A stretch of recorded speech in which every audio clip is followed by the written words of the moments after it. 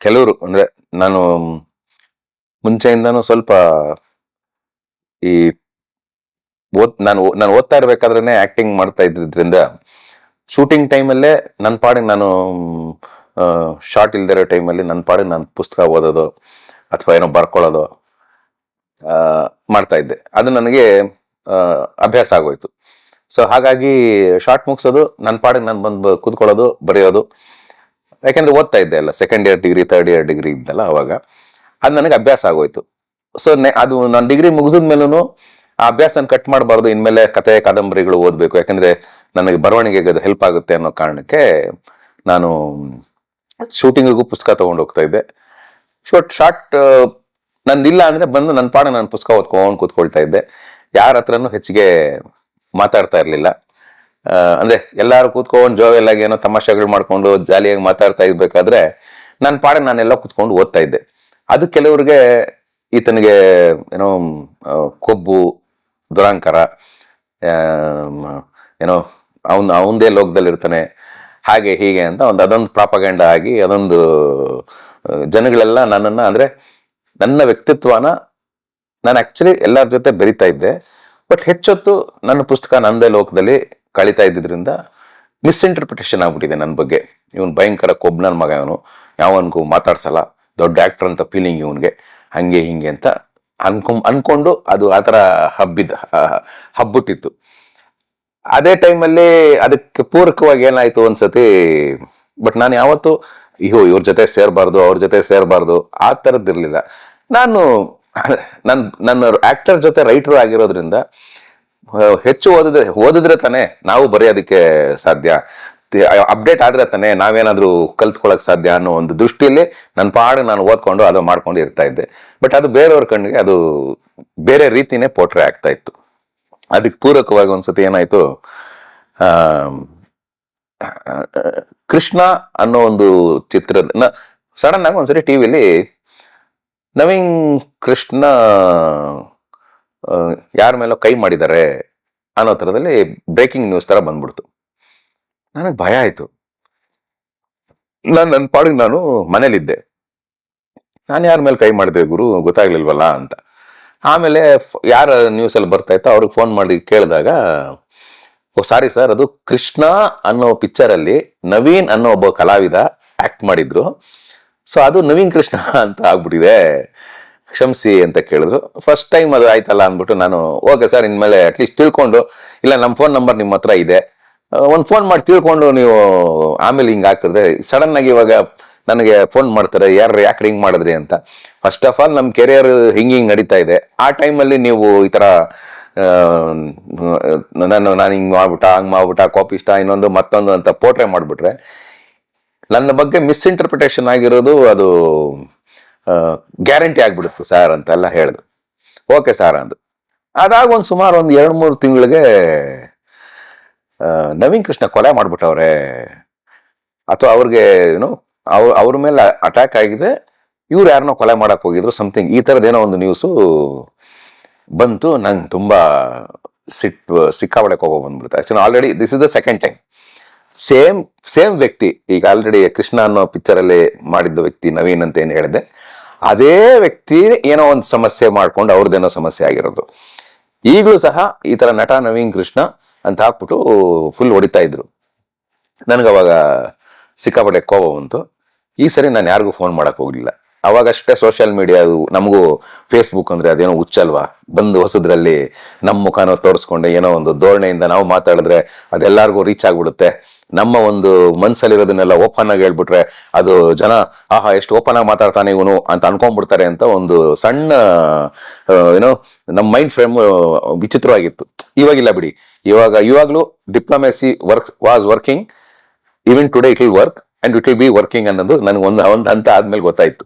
ಅವಾಗೆಲ್ಲ ಫೇಸ್ಬುಕ್ ಬಂದು ಹೊಸದ್ರಲ್ಲಂತೂ ಯಾರಾದ್ರೂ ಕಮೆಂಟ್ ಹಾಕಿದ್ರೆ ನೇರವಾಗಿ ಅವ್ರಿಗೆ ಆನ್ಸರ್ ಮಾಡೋ ತರನಲ್ಲೂ ನಾವು ಒಂದಷ್ಟು ಮಾಡ್ತಾ ಇದ್ದೆ. ಅವಾಗ ಅದು ತಪ್ಪು ಅಂತ ನನಗೆ ಗೊತ್ತಿರಲಿಲ್ಲ. ಯಾಕಂದ್ರೆ you should be truth to yourself and whatever statement ನೀವು ಕೊಟ್ರೆ ಅದ್ರಲ್ಲಿ ಒಂದು ಸತ್ಯ ಇರಬೇಕು ಅನ್ನೋ ಒಂದು ಧೋರಣೆಯಲ್ಲಿ ಆತರ ರಿಯಾಕ್ಟ್ ಮಾಡ್ತಾ ಇದ್ದೆ. ಆಮೇಲೆ ಗೊತ್ತಾಯ್ತು, ಓ ಗುರು ಇಲ್ಲ, ಇದು whether it is social media or whether it is whatever, you have to be diplomatic. ಎಲ್ಲಿ ಯಾವ ರೀತಿ ಏನ್ ಮಾತಾಡ್ಬೇಕು ಹಾಗೇ ಮಾತಾಡ್ಬೇಕು ಅಂತ ನಾನೇ ಒಂದು ಪಾಠ ಕಲ್ತ್ಕೊಂಡೆ. ಸೊ ಅವತ್ತಿನ ದಿವಸ ಏನ್ ಮಾಡಿದೆ, ನಾನು ಒಂದು ವಿಡಿಯೋ ಮಾಡಿದೆ. ನಾನು ರೆಗ್ಯುಲರ್ ಆಗಿ ಮನೇಲಿ ವರ್ಕೌಟ್ ಮಾಡ್ತಾ ಇರ್ತೀನಿ. ಸೊ ಅದೇ ಥರನೇ ಒಂದು ಬಿಲ್ಡಪ್ ಫೀಲಿಂಗ್ ನಮಗೆ ನಾವೇ ವರ್ಕೌಟ್ ಮಾಡ್ತಾ ಮಾಡ್ತಾ ವಿಡಿಯೋ ಮಾಡಿಬಿಟ್ಟು ಯಾವುದೋ ಚಾನಲಲ್ಲಿ ಈ ಥರ ನಾನು ಯಾರನ್ನೋ ಸಾಯಿಸ್ಬಿಟ್ಟಿದ್ದೀನಿ ಅಥವಾ ನನ್ನನ್ನು ಯಾರೋ ಸಾಯಿಸ್ಬಿಟ್ಟವ್ರೆ ಅಂತ ಒಂದು ನ್ಯೂಸ್ ಬರ್ತಾ ಇದೆ, ಒಂದು ಸೆನ್ಸ್ ಇರಲಿ, ಒಂದು ಕಾಮನ್ ಸೆನ್ಸ್ ಇರಲಿ, ಹಂಗಿರಲಿ ಹಿಂಗಿರಲಿ ಅಂತ ಒಂದು ನನಗೆ ನಾನೇ ಒಂದು ಒಳಗಡೆ ಒಂದು ದಿಮಾಕು ಅನ್ನೋ ಇದನ್ನ ಆ್ಯಟಿಟ್ಯೂಡ್ನ ಹಾಕ್ಕೊಂಡು ಒಂದು ವಿಡಿಯೋ ಮಾಡಿ ನಾನು ಆರಾಮಾಗಿ ನಮ್ಮ ಮನೇಲಿ ವರ್ಕೌಟ್ ಮಾಡ್ಕೊಂಡು ಕೂತಿದ್ದೀನಿ. ನಾನು ಯಾವನ್ನು ಕೊಲೆ ಮಾಡಿಲ್ಲ, ಯಾರು ನನ್ನನ್ನು ಕೊಲೆ ಮಾಡೋಕ್ಕೂ ಬಂದಿಲ್ಲ. ಇದರ ನಾನ್ಸೆನ್ಸ್ ನ್ಯೂಸ್ಗಳನ್ನ ಹಾಕೋಕೆ ಮುಂಚೆ ತಿಳ್ಕೊಂಡು ಹಾಕಿ ಹೆಂಗೆ ಅಂತ ಒಂದು ವಿಡಿಯೋ ಮಾಡಿ ಹಾಕ್ಬಿಟ್ಟೆ. That I didn't realise that was a mistake which I did. ಅಂದರೆ ಫಸ್ಟ್ ಟೈಮ್ ಅವ್ರು ಹಾಕಿದಾಗ ಅದು ಅವ್ರ ಮಿಸ್ಟೇಕ್ ಆಗಿರಲಿಲ್ಲ, ಹೆಸರಿನ ಮಿಸ್ಟೇಕ್ ಆಗಿತ್ತು. ಕೃಷ್ಣ ನವೀನ್ ಅನ್ನೋ ಕ್ಯಾರೆಕ್ಟರ್ ಅದು ಕಾಂಬಿನೇಷನ್ ಆಗಿ ನವೀನ್ ಕೃಷ್ಣ ಆಗೋಗಿತ್ತು. ದ ಸೆಕೆಂಡ್ ಟೈಮ್ ಆಲ್ಸೋ ಅದೇ ಓವರ್ ಪೀರಿಯಡ್ ಆಫ್ ಟೈಮ್. ಯಾಕಂದ್ರೆ ನವೀನ್ ಕೃಷ್ಣ ಅನ್ನೋ ಹೆಸರು ಸಕ್ಸಸ್ ಫುಲ್ ಹೆಸರು ಅಲ್ಲದೆ ಹೋದ್ರೂ ಪ್ರಚಲಿತದಲ್ಲಿ ಇದ್ದಂಥ ಹೆಸರು, ಮೀಡಿಯಾದವ್ರಿಗಾಗ್ಲಿ ಪೇಪರ್ಗಾಗ್ಲಿ ಇಂಡಸ್ಟ್ರಿಗಾಗ್ಲಿ ಗೊತ್ತಿದ್ದ ಹೆಸರು. ಸೊ ಕೃಷ್ಣ ಅನ್ನೋ ಪಿಕ್ಚರಲ್ಲಿ ಮಾಡಿದ ನವೀನ್ ಸಾಯಿಸ್ಬಿಟ್ನಂತ ಅಂದ ತಕ್ಷಣ ಯಾರೋ ನವೀನ್ ಕೃಷ್ಣನ ಅಂತ ನ್ಯಾಚುರಲ್ ಆಗಿ ಕೇಳುವ, ಏನೋ ನ್ಯಾಚುರಲ್ ಅದು ಕೇಳೋದು.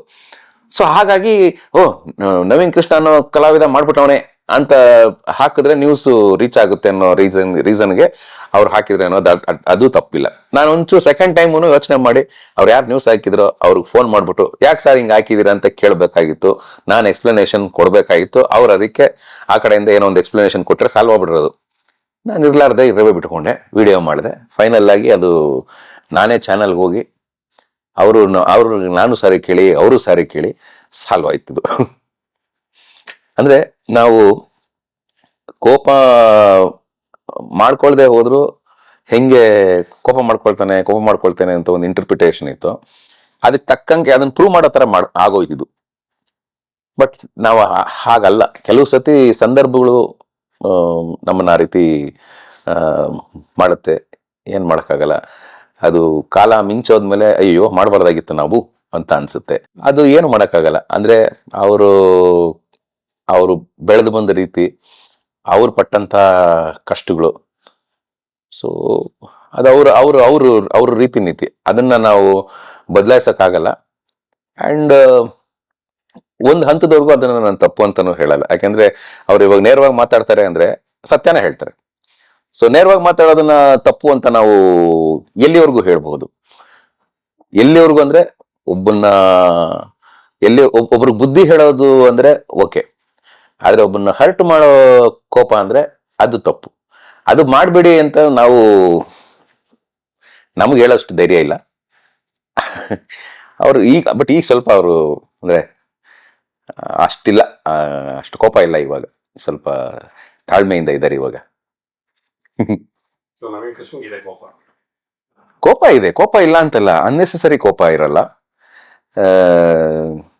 ಬಟ್ ನಾನು ಫ್ರಾಂಕ್ ಆಗಿ ಹೇಳ್ತೀನಿ, ಇನ್ನೊಬ್ಬರನ್ನ ಹರ್ಟ್ ಮಾಡುವ ಕೋಪ ಇವತ್ತರೆಗೂ ನನಗೆ ಬಂದಿಲ್ಲ. ಅಂದ್ರೆ ಏನ್ ಗುರು, ಮ್ಯಾಕ್ಸಿಮಮ್ ನನ್ನ ಶೂಟಿಂಗ್ ಟೈಮಲ್ಲಿ ನಮ್ಮ ಅಸಿಸ್ಟೆಂಟ್ಗೆ ಡಬ್ಬಾ ನನ್ನ ಮಗನೇ ಇದೊಂದು ಪದ ನಾನು ಮ್ಯಾಕ್ಸಿಮಮ್ ಬಳಸೋದು. ಅಂದ್ರೆ ಅದ್ ಬಿಟ್ರೆ ತುಂಬಾ ಕೋಪ ಬಂದ ಕೆಟ್ಟ ಮಾತುಗಳು ಬೈತೀವಿ. ಬಟ್ ಅದರಿಂದ ಇನ್ನೊಬ್ರಿಗೆ ಮನಸ್ಸಿಗೆ ಹರ್ಟ್ ಆಗೋ ರೀತಿ ನಾನು ಯಾವತ್ತು ಇವತ್ತರೆಗೂ ಬೈದಿಲ್ಲ, ಬೈಯೋದು ಇಲ್ಲ. ಕೆಲಸದ ವಿಚಾರವಾಗಿ ಬೈದಿರ್ಬೋದು, ಮಾತಾಡಿರ್ಬೋದು.